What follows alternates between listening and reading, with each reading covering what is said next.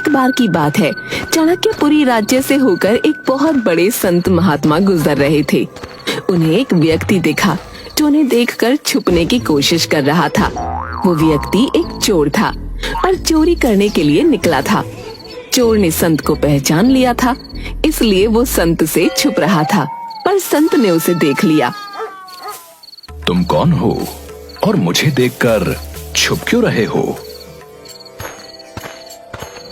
संत महात्मन, मैं एक चोर हूं और चोरी करने जा रहा हूं। भाई, ये धंधा छोड़ दो। कोई ऐसा काम धंधा करो जिससे तुम्हें किसी को देखकर भय न लगे और ना ही छिपने की जरूरत पड़े। महाराज, मेरे पिताजी एक चोर थे। मुझे सिर्फ यही काम आता है और दूसरा कोई काम नहीं आता।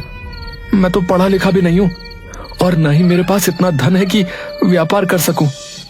यदि मैं चोरी नहीं करूंगा तो फिर अपने परिवार का पालन पोषण कैसे करूंगा महाराज? चोरी की बात सुनकर संत कुछ क्षणों के लिए मौन हो जाते हैं, फिर बोलते हैं, ठीक है, अगर तुम्हारे पास कोई और काम नहीं है और ये काम करना तुम्हारी मजबूरी है तो तुम बेशक ये काम करो, लेकिन मेरी एक बात मान लो। महाराज, मैं जानता हूं आप बड़े ज्ञानी हैं, मैं आपकी बात जरूर मानूंगा। आप आज्ञा कीजिए। तुम पहले वादा करो कि तुम मेरी बात मानोगे। महाराज, मैं वादा करता हूं, आप जो भी बोलेंगे मैं आपकी उस बात को जरूर मानूंगा। तुम किसी भी परिस्थिति में झूठ मत बोलना, सदा सच बोलना, तुम्हारा कल्याण होगा। अगर मैं झूठ नहीं बोलूंगा तो काम कैसे चलेगा? परंतु अब तो मैंने आपसे वादा कर दिया है, तो कुछ भी हो जाए मैं अपना वादा पूरा करूंगा महाराज। संत अपने रास्ते पर आगे चल देते हैं और चोर भी चोरी करने के लिए आगे बढ़ जाता है। थोड़ी दूर पर उसे एक दूसरा व्यक्ति दिखता है और वो फिर से छुप जाता है। वो व्यक्ति चोर से, तुम कौन हो भाई और इस समय कहां जा रहे हो? चोर मन ही मन विचार करता है, झूठ तो मुझे बोलना नहीं है, इसलिए सच बता देता हूँ, जो होगा देखा जाएगा। मैं चोर हूँ और चोरी करने के इरादे से अपने घर से निकला हूँ। तुम कैसे चोर हो जो स्वयं ही बता रहे हो कि मैं चोर हूँ? क्यों हंसी कर रहे हो मेरे साथ? तुम अवश्य ही कोई सैनिक या गुप्तचर मालूम होते हो। नहीं, मैं मजाक नहीं कर रहा हूँ, मैं वास्तव में ही चोर हूँ और चोरी करना मेरा धंधा है। भाई, चोर तो मैं भी हूँ, परंतु अभी नया नया ही काम शुरू किया है। अच्छा हुआ जो तुम मिल गए। क्या आज मैं तुम्हारे साथ चोरी करने आ सकता हूँ? मुझे चोरी करनी सीखनी है। ठीक है, जो मिलेगा दोनों मिलकर बांट लेंगे। वैसे तुम चोरी करने कहाँ जा रहे थे? अभी तो ऐसा कोई विचार नहीं है, देखते हैं, जहाँ मौका मिल जाएगा वहीं चोरी कर लेंगे। अगर तुम चाहो तो हम राजमहल में चोरी कर सकते हैं। पागल हो गए हो क्या? राजमहल में कैसे घुसेंगे? घबराओ नहीं। अरे, मेरी बात ध्यान से सुनो। मैं पहले राजमहल में नौकर था, परंतु महाराज ने एक छोटी सी बात पर नाराज होकर मुझे नौकरी से निकाल दिया और आज उनकी वजह से मुझे चोरी करने की जरूरत पड़ रही है। अगर महाराज ने तुम्हें निकाल दिया तो तुमने कहीं और काम क्यों नहीं ढूंढा? क्योंकि राजा ने मुझे अपने महल से निकाल दिया तो किसी दूसरे ने मुझे काम देने की हिम्मत नहीं की और इसलिए मजबूरी में मुझे यह धंधा अपनाना पड़ रहा है। चोरी करना अच्छी बात नहीं होती, समझे? फिर तुम क्यों चोरी करते हो भाई? मुझे चोरी करने के अलावा और दूसरा कोई काम नहीं आता है और ना ही मैं पढ़ा लिखा हूं, समझे? इसलिए चोरी करना मेरी मजबूरी है। इसका मतलब हुआ कि हम दोनों ही मजबूरी में चोरी करते हैं। देखो, मुझे राजमहल के एक एक गुप्त द्वार का पता है। चलो, आज हम राजमहल में भाग्य आजमाते हैं। दोनों साथ मिलकर राजमहल के पीछे की तरफ पहुंच जाते हैं और व्यक्ति वहां छुपा हुआ एक गुप्त दरवाजा खोलते हुए चोर से कहता है, तुम पुराने चोर हो, अंधेरे में देखने का तुम्हें अभ्यास है। इसलिए तुम अंदर जाकर सारा माल इकट्ठा करके ले आओ। मैं यहीं पर पहरा देता हूं। इतने बड़े महल में मुझे कैसे पता चलेगा कि सारा धन कहां पर रखा हुआ है? तुम इस द्वार से अंदर जाओगे तो तुम्हें एक बड़ा कमरा दिखाई देगा। वहां पर बहुत सारे संदूक हैं, लेकिन मुख्य द्वार के पास दाहिनी तरफ जो एक बड़ा सा संदूक रखा है ना, तुम उसे खोलना, और उसे खोलने के बाद उसके अंदर तुम्हें एक चरखी दिखेगी। तुम उस चरखी को घुमाओगे तो वो मुख्य द्वार खुल जाएगा। भाई, तुम्हें तो सच में महल के बारे में सब कुछ पता है। उसके बाद तुम उस मुख्य द्वार से अंदर जाना, और उस कमरे के बीचों बीच तुम्हें एक और संदूक दिखेगा। तुम उसे खोलोगे तो उसके अंदर तुम्हें चाबियों का गुच्छा मिल जाएगा। दूसरे दरवाजे के बाईं तरफ बक्सा दिखेगा, जो देखने में सबसे छोटा होगा और एक बड़े से बक्से के ऊपर रखा होगा। चाबियों के गुच्छे में जो सबसे छोटी चाबी होगी ना, उस चाबी से उस छोटे बक्से को खोल लेना। उसमें तुम्हें एक और छोटा सा संदूक दिखेगा। उस संदूक में बहुमूल्य हीरे रखे हैं। बस वही लेकर आ जाना। चोर बिल्कुल वैसा करता है जैसा उस व्यक्ति ने उसे बताया था।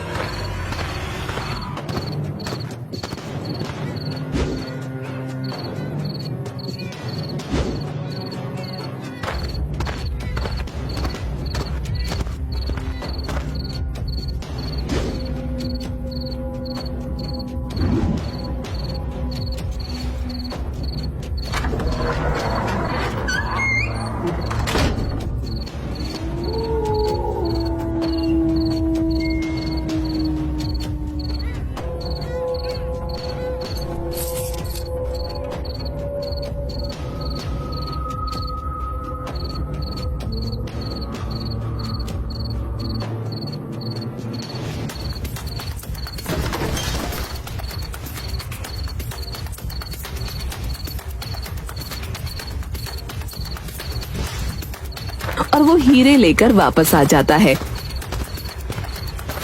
भाई, तुमने जैसा कहा था अंदर सब कुछ वैसा ही था। हाँ, ये लो तुम्हारे हिस्से का हीरा।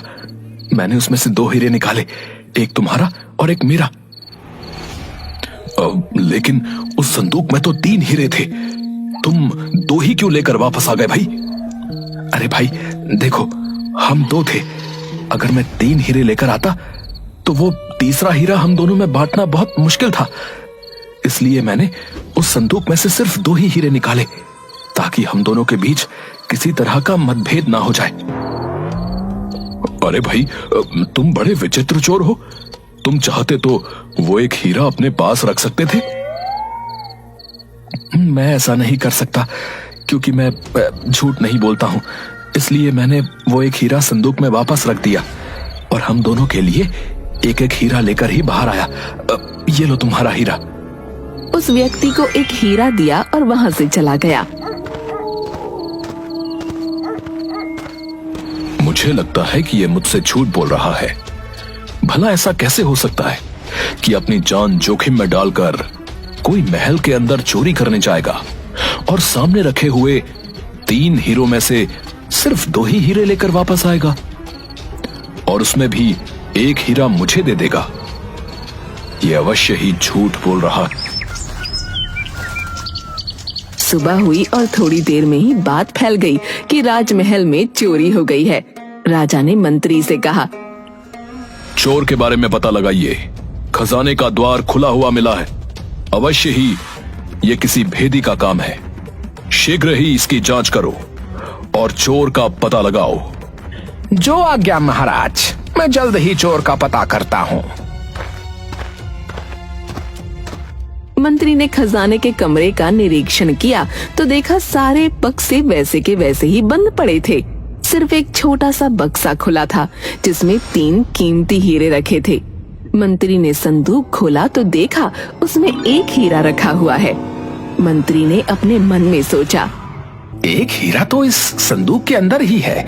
लगता है वो चोर जल्दबाजी में एक हीरा रखना भूल गया है। अगर मैं ये हीरा अपने पास रख लूं तो मैं कितना धनवान हो जाऊंगा। हाँ, चोर अगर पकड़ा गया तो वो लाख कहे कि मैंने सिर्फ 2 हीरे चुराए हैं, उसकी बात कौन मानेगा। है, मैं ये हीरा अपने पास ही रख लेता हूँ। हाँ। मंत्री फिर राजा के पास जाता है। महाराज, सारे बक्से तो ठीक हैं, सिर्फ एक बक्सा खुला हुआ है जिसमें 3 कीमती हीरे रखे थे और वही चोरी हुए हैं महाराज। क्या कहा? 3 हीरे चोरी हुए हैं? जी महाराज, उस छोटे बक्से में रखे हुए तीनों कीमती हीरे चोर ले गया महाराज। ठीक है मंत्री जी, आप जल्द ही चोर का पता लगाइए और उसे हमारे सामने प्रस्तुत कीजिए। तलाश शुरू की गई और जल्द ही चोर को राजा के सामने खड़ा कर दिया गया। क्या रात में तुमने ही राजमहल में घुसकर चोरी की थी? जी महाराज, मैंने ही चोरी की है और मैं इसका दंड भुगतने को भी तैयार हूँ, परंतु मेरे साथ एक अन्य भी मेरे साथ इस चोरी में शामिल था। वो कौन था? उसका नाम बताओ। मैं उसका नाम नहीं जानता और न ही उसके घर का पता जानता हूँ। कल रात को पहली बार ही मैं उससे मिला था। मुझे उसके बारे में और कुछ भी नहीं पता है। उसने ही मुझे गुप्त दरवाजे से खजाने के अंदर जाने का रास्ता बताया था। क्या कहानी सुना रहा है झूठा कहीं का है? अपने साथी का नाम जल्दी बताओ, वरना मैं तुम्हारी खाल खिंचवा दूंगा, समझे? हाँ, आप जो सलूक चाहे मेरे साथ करें, परंतु मैं सच कह रहा हूँ, मुझे उसका नाम पता नहीं मालूम। मैं रात की सारी घटना आप लोगों को बता चुका हूँ और मैं जो भी कह रहा हूँ सच कह रहा हूँ। ये मेरे हिस्से का एक हीरा है जो मैंने अपने पास रखा था। तुम चोर हो, तुम्हारी बात पर विश्वास नहीं किया जा सकता।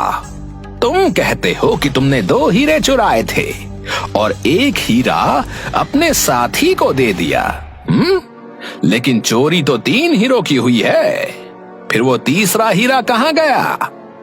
मैं नहीं जानता, मैंने सिर्फ 2 हीरे ही चुराए थे। तीसरा हीरा मैंने वापस उस संदूक में ही रख दिया था। अगर तुम्हारी बात पर यकीन किया जाए तो ये बताओ, तुमने ऐसा क्यों किया? मंत्री जी, हम 2 साथी थे और संदूक में 3 हीरे थे। अगर मैं तीनों हीरे चुराता तो तीसरे हीरे का बंटवारा करना बहुत ही मुश्किल था। हम दोनों चोरों के बीच कोई मतभेद ना हो, ये सोचकर मैंने एक हीरा संदूक में वापस रख दिया था और 2 हीरे ही अपने साथ लेकर बाहर निकल गया था। मंत्री कुछ कहता उसके पहले ही महाराज बीच में बोल पड़े। मंत्री जी, ये चोर बिल्कुल ठीक कह रहा है। इसने सिर्फ 2 हीरे ही चुराए थे, जिसमें से एक हीरा इसने अपने साथी को दे दिया था और एक स्वयं रखा था। अपने हिस्से का हीरा इसने दे दिया और इसके साथी के हिस्से का हीरा मेरे पास है, क्योंकि मैं ही इसका साथी था। रात को जब मैं भेष बदलकर राज्य में घूम रहा था, उस समय मेरी मुलाकात इस चोर से हुई थी। जो हीरा इसने मुझे दिया था वो हीरा ये है। महाराज ने अपनी जेब से एक हीरा निकालकर सामने रख दिया। दरबार में सन्नाटा छा गया, सब मौन थे। थोड़ी देर बाद राजा, जब ये चोर मेरा हिस्सा मुझे देकर चला गया तो मैंने खजाने में जाकर इसकी जांच की, क्योंकि मुझे लग रहा था कि ये चोर झूठ बोल रहा है और इसने वो तीसरा हीरा अपनी जेब में रख लिया है और मुझे सिर्फ एक हीरा देकर चला गया। लेकिन अफसोस की बात यह है कि जब मैंने संदूक में देखा तो एक हीरा वहीं पर था जो इस समय मंत्री जी की जेब में है। मंत्री जी, आप उस तीसरे हीरे को अपनी जेब से खुद निकालेंगे या मैं सैनिकों को आदेश दूं? मंत्री हीरा निकालकर महाराज को देता है। राजमहल में चोरी के अपराध में मंत्री को कारागार में डाल दिया जाए। और तुम कैसे चोर हो जो चोरी भी करते हो और सच भी बोलते हो? महाराज, मैं एक संत महात्मा से मिला था जिन्होंने मुझसे सदा सच बोलने का वादा करवाया था। क्योंकि मुझे कोई दूसरा काम नहीं आता महाराज, इसलिए चोरी करना मेरी मजबूरी है। मैं तुमसे बहुत प्रसन्न हूं और तुम्हें अपना मंत्री बनाना चाहता हूं। महाराज, आपकी बड़ी कृपा दृष्टि है, परंतु आज मुझे ये मंत्री का पद सिर्फ उन संत महात्मा के वचनों द्वारा ही प्राप्त हुआ है। इसलिए मैं अपने जीवन का कल्याण करने के लिए उन संत महात्मा के पास ही जाना चाहता हूँ और उनकी ही सेवा सुमिरन में अपना बाकी का जीवन व्यतीत करना चाहता हूँ महाराज। उन संत महात्मा से हम भी मिलना चाहेंगे जिन्होंने एक चोर को उसके अवगुण के साथ उसको इतना गुणवान बना दिया। ऐसे संत को हमारे राजमहल में होना चाहिए। यह हमारे राज्य के लिए बहुत ही हितकर होगा। राजा के आदेश पर संत को ढूंढा जाता है।